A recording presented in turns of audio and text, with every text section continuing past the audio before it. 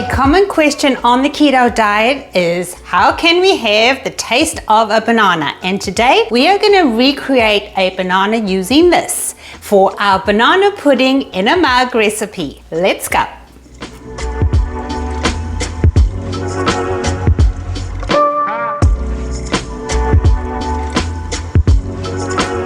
So what do you call this in your country? I have heard of, I think it's in the UK and Europe, aubergine, and the rest of the world calls it an eggplant. I've decided to use this as my banana base just to get the texture. Your other alternatives is a zucchini and a chayote.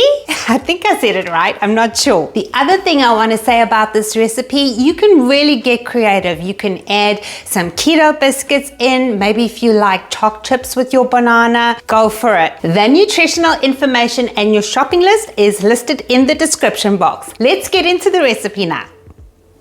First up, peel and finely dice a 1/4 cup plus 2 tablespoons of either eggplant, zucchini, or a similar plain tasting vegetable.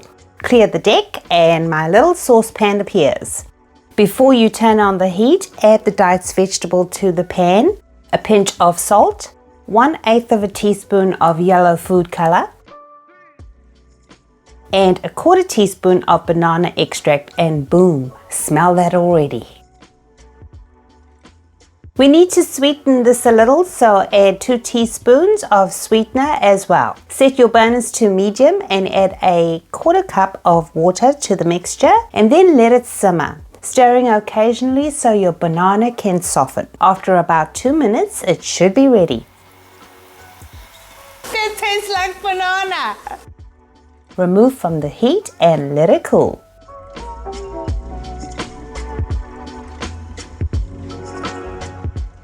I have 2 tablespoons of softened cream cheese here. To that, add a 1/2 cup of heavy cream, a 1/2 teaspoon of vanilla extract, 2 tablespoons of powdered sweetener, and with a whipping tool, whip that together to form soft peaks.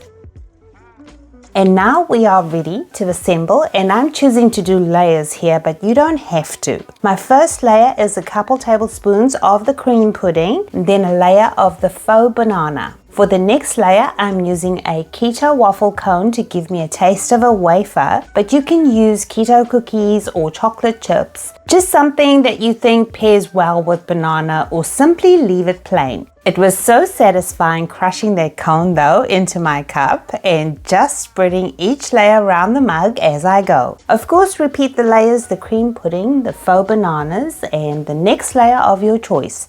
And do finish off with the bananas so your eyes can communicate that to the rest of your brain.